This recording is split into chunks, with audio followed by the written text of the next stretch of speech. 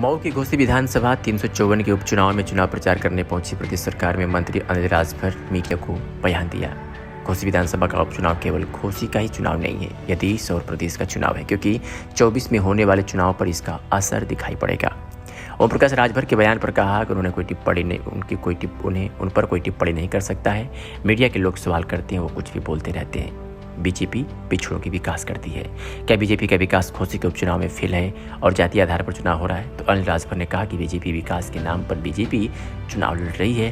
अनिल राजभर का दावा कि बीजेपी इस बार 50,000 से अधिक मतों से जीतने का काम करेगी। अनिल राजभर उत्तर प्रदेश सरकार के कैबिनेट मंत्री ने क्या कुछ कहा, देखिए हमारा संवाददाता कमलेश पाल की इस रिपोर्ट में। समीकरण कितना चलेगा? एक तरफ एक राजभर ने वहाँ जाकर समाजवादी पार्टी से गठबंधन कर लिया है। किसी भी राजभर का कोई मतलब नहीं है, चाहे राजभर हो, चाहे चौहान हो, चाहे निषाद हो, चाहे मल्लाह हो, चाहे प्रजापति हो, चाहे चौहान हो। ये तमाम अति पिछड़ी जातियां हैं, जो कमजोर वर्ग है, जो मजबूर वर्ग है, हमारे जो दलित समाज के लोग हैं, ये चट्टान की तरह मोदी जी के साथ खड़े हैं और भारतीय जनता पार्टी के साथ खड़े हैं। मोदी जी के नाम का और भारतीय जनता पार्टी के नाम का वोट है। अब मोदी जी के संदेश को लेकर, भाजपा के संदेश को लेकर हम लोग गरीबों के बीच में जा रहे हैं, व्यापारियों के बीच में जा रहे हैं, हम लोग गरीबों के बीच में जा रहे हैं। मैं तो कल रात में आया हूँ और आज सुबह से अब तक मैं जहाँ भी गया, जनता का भारी समर्थन हमारे उम्मीदवार, भारतीय जनता पार्टी के उम्मीदवार दारा सिंह चौहान जी को मिल रहा है। और मुझे कहने में जरा भी संकोच नहीं है कि भाजपा ये बाई इलेक्शन 50,000 वोटों से जीतेगी। विपक्षियों ने बाहरी भगाव का नारा दिया है। अब विपक्षियों की अगर सोच संकुचित है, अगर उनकी मानसिकता संकीर्ण है, तो उससे हम लोगों को कोई लेना देना नहीं है। हम लोग पूरे देश को, पूरे प्रदेश को हम लोग एक मानकर और मोदी जी के नेतृत्व में हम लोग काम करने वाले लोग। बाहरी भीतरी का नारा वो लोग देते हैं जिनके ऊपर अपना खुद का भरोसा और विश्वास नहीं होता। लेकिन मैं फिर आपको बताना चाहता हूँ, जिस तरह का माहौल दिख रहा है, ये चुनाव 50,000 वोट से भारतीय जनता पार्टी। आपके प्रत्याशी के साथ जो स्याही कांड हुआ उस पर क्या कहेंगे? लखनऊ में जूता कांड होता है, दोनों नहीं, वो तो देखिए निराशा का एक प्रतीक बन गया। हार संभावित है, ये देखकर विरोधियों के अंदर छटपटाहट और बेचैनी होना स्वाभाविक, और उसी का परिणाम है ये स्याही कांड। तो इन सब चीजों से कोई फर्क नहीं पड़ता है। स्वामी प्रसाद मौर्य के साथ हुए जूता कांड पे क्या कहेंगे? देखिए, स्वामी प्रसाद मौर्य का मैं समझता हूँ कि अभी बहुत दुर्दशा दिखी।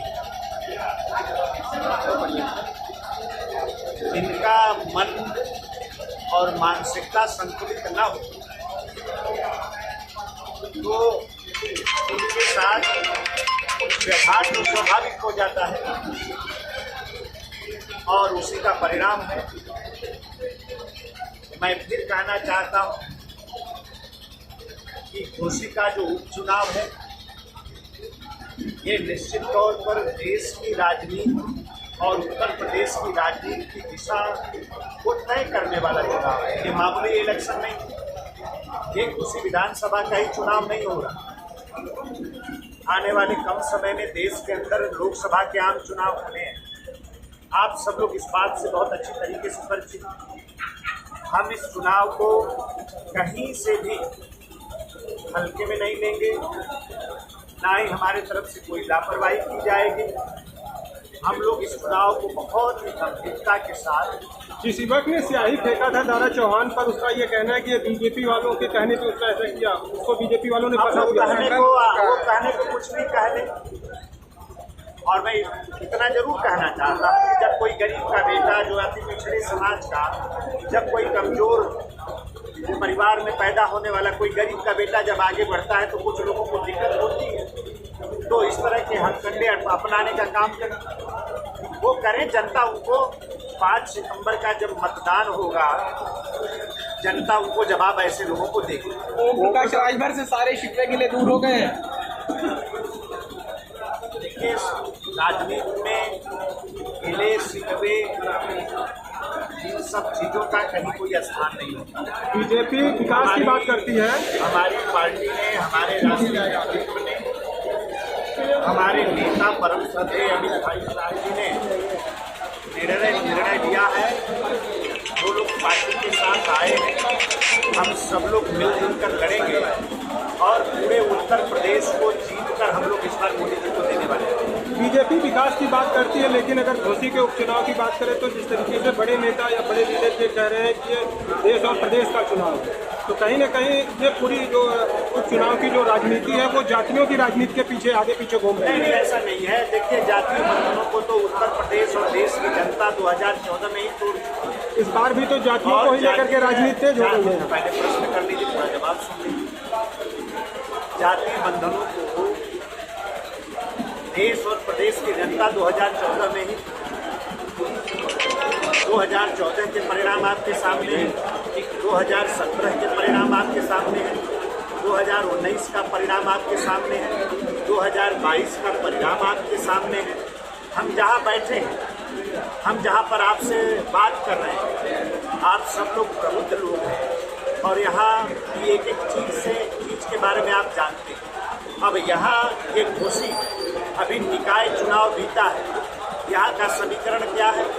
आप समीकरण, जातीय समीकरणों को ध्यान में आप देखें तो भाजपा यहाँ कैसे जीत सकती है। लेकिन हमारे जो मुन्ना गुप्ता जी हैं, उनको यहाँ की जनता ने, भारतीय जनता पार्टी हमने उम्मीदवार बनाया और उनको जनता ने यहाँ जिताने का काम किया। तो धर्म का भी बंधन टूट गया, जाति का